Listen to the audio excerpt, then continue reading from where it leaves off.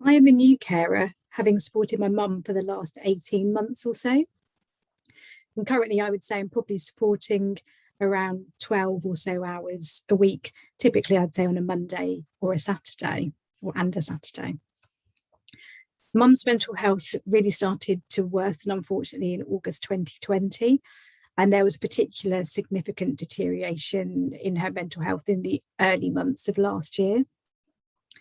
Her illness was limiting her ability to eat and drink properly. Consequently, she lost a significant amount of weight. She equally developed ulcers on her feet. And then almost overnight, she lost the ability to walk. The situation had become so bad that at that time I was helping by visiting twice daily, both morning and night, to help Dad get Mum in and out of bed and to help with the bathroom. And during this time, I really had to adapt to the changing situation and Mum's changing needs. And this meant me having to adapt and change my own priorities. And it has continued to do that over the last 18 months or so, really, and impacted the amount of time that I'm now able to spend with my own friends and also with my partner. Equally to this, I would say our family dynamics have changed and shifted a bit too. On the one hand, I am really grateful that I'm close enough to be able to help Mum and Dad and provide the support and able to really help her in the way that she helped me when I was growing up. But sometimes it can impact, as I said, the time that you are able to spend on other things with your friends. And I do sometimes feel guilty for spending time outside of the caring role. And also I at times feel perhaps I'm a bit invisible in my caring responsibilities, that is. And I know that I'm not recognised by the local GP as a carer, and other people are, not aware that I am helping and providing that caring role. And this situation was very new for all of us, for me, my sister and my dad. And we continue to learn as we go and develop throughout this process. We have received some local support, and in the early days, Dad had a carer's assessment. However, other than that, the limited knowledge and information in terms of support primarily targeted towards the carer has been somewhat limited. Everything really for me has been self-taught, from personal studying around mental health and looking at varying websites and charity websites to help educate myself. And I would say, given this was all new and unknown to us, looking for the information was difficult because we didn't necessarily know what questions we should be asking. So therefore, we weren't necessarily getting the right answers. So the information was quite difficult and challenging to come by at times. Mum's situation particularly deteriorated in May of last year. One particular day, she became slightly delirious, and it was at that point we called for an ambulance and she was admitted to hospital. COVID restrictions were tight at this time. However, Dad was thankfully allowed to accompany Mum in the ambulance, and he could stay with her until she was admitted. She was taken to Lister and she ended up spending around 2 weeks there while she waited for a psychiatric assessment. And during this time, only one visitor was allowed to see her. So Dad took those daily visits. Positively, he was able to be kept up to date daily on her situation and what was going on during that time when he was visiting the hospital. And it was advised after the initial assessment had taken place that they thought it would be better for Mum to receive specialist care from Fountains Court in Bedford. So we were all in agreement that she should do this. And so she was transferred from Lister to Fountains Court and ended up spending just over 3 months there. During her stay there, we did notice initially great improvements, particularly in terms of her mobility. When Mum went into hospital, she could hardly stand unaided, but they managed to get Mum up and about and she was able to move with the use of a walking frame. However, in terms of how we were able to interact with Mum during that time, it was particularly challenging, primarily due to the COVID restrictions. They continued to be very tight in terms of Fountains Court. She was allowed one visitor once a week. and Dad took that particular slot. But for myself and my sister, we were unable to visit in person, which understandably was incredibly difficult during this challenging time for us. Thankfully, WhatsApp, the joys of technology, made it possible for us to communicate with Mum through the app, which meant we could talk and at least see her somewhat remotely, but we could still see her. But it was particularly tough that we were unable to see her in the flesh. We couldn't go and give her a big hug. We couldn't show her our support in person during this really challenging time when she was quite poorly, and that was hard on all of us. Equally, I think it was quite difficult to be kept up to date on a more frequent basis on terms of Mum's situation and what was going on, because the visits from Dad at this point were only weekly. We had to chase for being kept up to date. It wasn't freely being provided. Towards the end of Mum's stay at Fountains Court, when discharge was being discussed, we did have Zoom meetings with the medical staff responsible for Mum, and that was myself, my sister, Dad, and the staff at the hospital, with Mum too.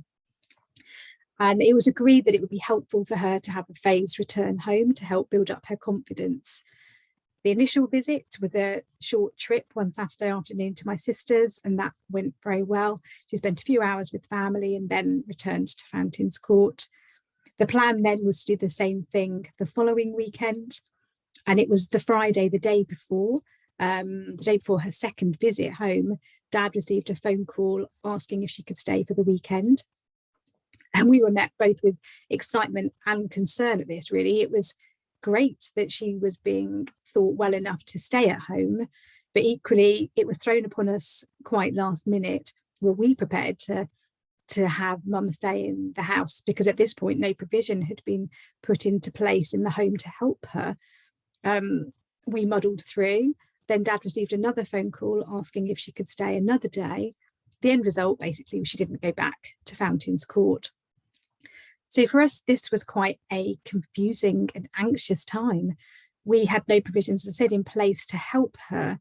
We didn't know whether we'd be able to cope. We didn't know what to do. As I say, we just really, the best way to describe it was muddling through. Ultimately, a few days later, the psychiatric doctor came and formally discharged Mum from home. But at this point, she was still needing care in terms of helping to wash her. No carers were able to come into the home for about 2 weeks. The aids into the home were not installed for about 2 weeks from her initial discharge. Because everything had happened so quickly, we weren't prepared. And I think the assumption, rightly or wrongly, was that Mum was in a better position than others and they needed the bed. So they were quickly trying to integrate her back into the home situation, and very little help or advice or support was provided really for us to know how best to deal with that. It was confusing and anxious for all of us, and we didn't have any time to really prepare ourselves for this changing situation.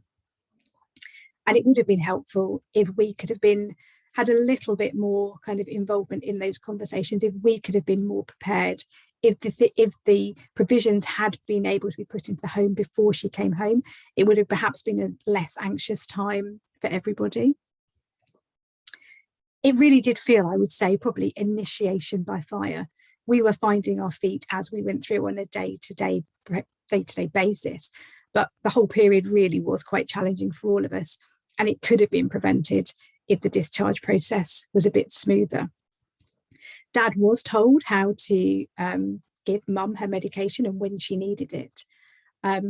However, that was probably the only support and advice. And we were only given medication for a couple of days on her initial trip home. So Mum and Dad had to return to Fountains Court. She didn't have her staff, so they had to go back to collect all of her belongings. And at that point, she was really handed 2 hospital sacks containing all her things, which did feel really impersonal. And for me as her daughter, it was particularly upsetting because it felt very little care or respect had been shown to her things. and muddled in with her own belongings were items of clothing that belonged to other people. So that was really sad to see.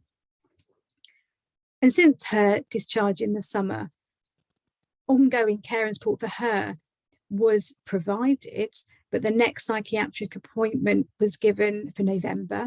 And then that was ultimately moved until December, months after her initial discharge. And we didn't think that that was particularly acceptable, considering how poorly she had been. We'd been muddling through, as I say, for months. So we took the decision in October to transfer Mum to private care. We've been doing that ever since. And I think since that time, really, we have started to see some improvement, thankfully, in Mum's condition and how well she is now doing. I think for us, taking on that caring role was an overwhelming challenge. We hadn't received the support that we initially would have benefited from. The particular discharge process, as they felt very rushed. No real consideration had been provided in a holistic manner. We were rushed through. Things ultimately fell into place, but there were several weeks at the beginning of that process which were really tough, and that process and that time could have been smoother and a lot more care put into that to have made it easier for everybody.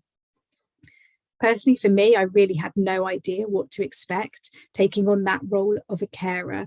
And it would have been really beneficial for me to have spoken to somebody to make sure we were doing the right things, particularly making sure we did have the right support for that transition. It's been a battle to find out what information and support we should be receiving. And I know COVID has really massively impacted the availability of services for everybody. But I think personally, the biggest learning for me has been the changing roles that being a carer can place on you and how much of an impact it can have on your own everyday life. As I said, I'm really thankful I can support Mum and Dad in the way that I do, but it's been tough. And rightly, the focus has been on Mum and on her recovery, but little help or advice has been available for myself and Dad in terms of making sure that we are doing the right things from a caring perspective. I've personally had to educate myself and learn on the job, and it would have certainly made things easier, I think, for me, if more care had been allowed for Mum's discharge process, in particularly ensuring the right provisions were in place before she came home. And ultimately, it's the communication channels all round. If communication channels had been made a bit smoother, knowing who the right people were for doing the right things, particularly when she came out of hospital, it's such a minefield, knowing who was responsible for which part of Mum's care. And if that had been helpful, it would have been helpful to have that explained to us. And I think really at a difficult time for us, having to work really hard to find out what information to look for, what questions to ask, has been difficult, emotional and overwhelming. And I think if a little more support had been helpful from a carer's perspective, it would have certainly helped me and my family to have adapted to our changing situation.